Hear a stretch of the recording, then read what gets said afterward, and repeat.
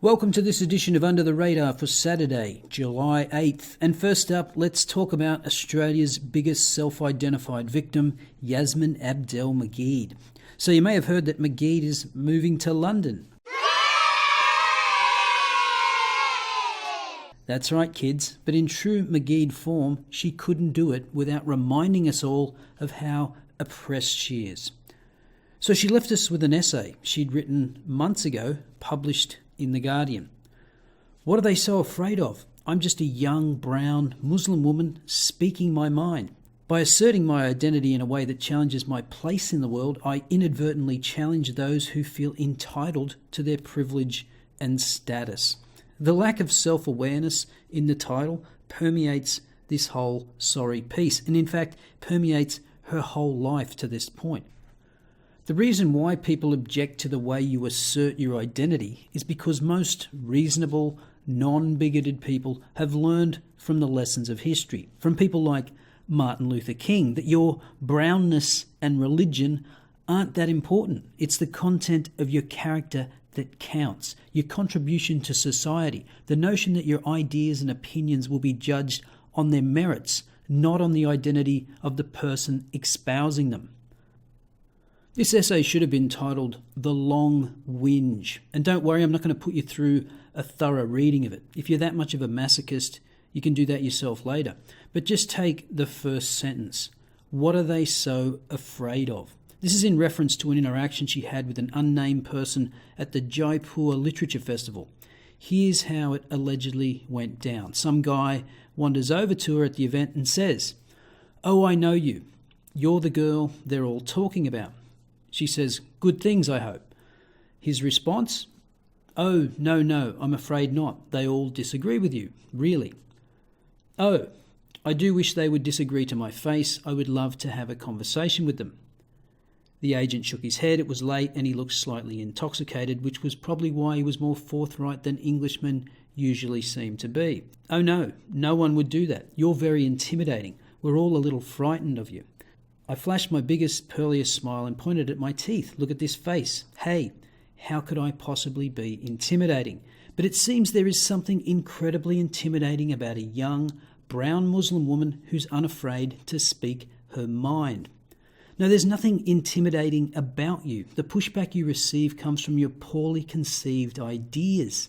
The conversation referred to above was over the tantrum she threw at the Brisbane Writers' Festival because Lionel Shriver made fun of the idea of cultural appropriation. You see, Magid lives in a bubble where the idea of cultural appropriation has currency. But for a brief moment, she stepped outside that bubble and encountered an opposing point of view. And instead of dealing with it like an adult, she acted like a hysterical child and stormed out. I think one of the things that really took this poor woman in Brisbane aback, the one who walked out, about my speech, is I was not reiterating everything she heard around her and everything she had been told to believe, that it was a difference of opinion. Right. And that was no longer acceptable.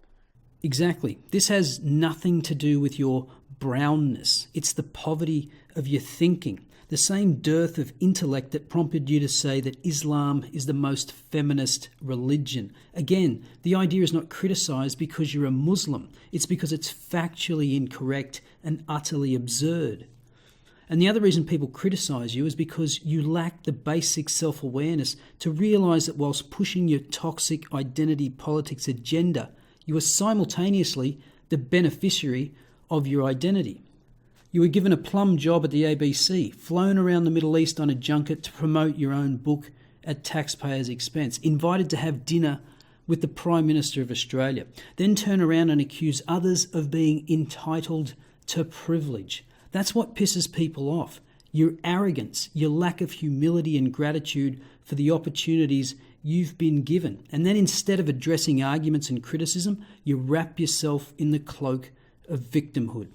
I could have saved myself time and just put this picture up. Replace the word misogyny with any bigotry bingo slogan you like, and that sums up Abdel-Magid. Someone that can dish it out and then cries victim when it comes back the other way.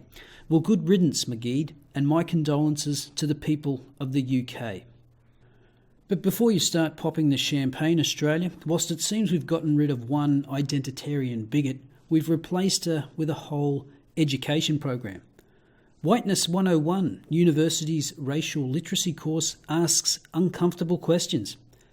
Australian subscribers sometimes ask why I focus so much attention on US issues. Well, it's for this exact reason, because this kind of stuff often shows up in the US first. So if you pay attention, then it shouldn't be a surprise when it shows up down here. On a weekday morning at the University of Melbourne's Parkville campus in a small lecture theatre, a group of undergraduates has shown up for class, with laptops open and notebooks out. They are a mix of races, but they're all there to study the same thing: whiteness. This is a really important week. This is an important lecture, says Odette Collada, their instructor, as she introduces Lily Brown, the guest lecturer, a former student of the class who is now a PhD candidate in youth studies and education. I like how that's mentioned as though it's a worthwhile vocation. Now, these people play the same game as Magid. Magid thinks people are afraid of her, and the idiots that run white guilt shaming courses like this also start out with false assumptions, like, why does it make white people uncomfortable to talk about race? Well, it doesn't. I'm happy to talk about race all day. But again, most of us non-racists get annoyed by constant references to race because as non-racists, we've decided to look through race as a minor genetic variation and would rather judge people by their character. Do you notice when everyone around you is white? No, I don't. But presumably this course is going to tell us about people that do notice it, people who aren't white, I suspect, and how that feels. And we'll be asked to empathise with their lived experience of not being white in a society that is predominantly white. And then all the whites can come together to purge their collective guilt, and the oppressed can hold their hand out for reparations for past wrongs that were never done to them from people that never committed those wrongs, because linear time has no meaning. This is a racial literacy course with a focus on indigeneity and whiteness, and the material can be confronting for students, says Dr. Collada. It's seeing something that they haven't noticed before, she says. They can't believe they never noticed certain spaces or even movies are all white. They just not thought about it, and that is confronting because they're surprised that something that becomes so obvious was something they never even noticed before. Well, you know, I lived in Japan for more than 12 years, where less than 1% of the population is white. And when I turned on the TV and there were 0 white people, I wasn't surprised at all. You know why? Because I was in Japan and I didn't expect to be represented on Japanese TV. I've been in countless situations where I was the only white person amongst hundreds, sometimes thousands, and I was conscious of it at first. But I soon got over it, because if you treat people with basic human decency, you'll often get it back in return. In Japan, it's not even illegal for private citizens to discriminate against you based on race. A landlord can refuse to rent to a foreigner, and there are no repercussions. Yet Japan is no more racist than any other country.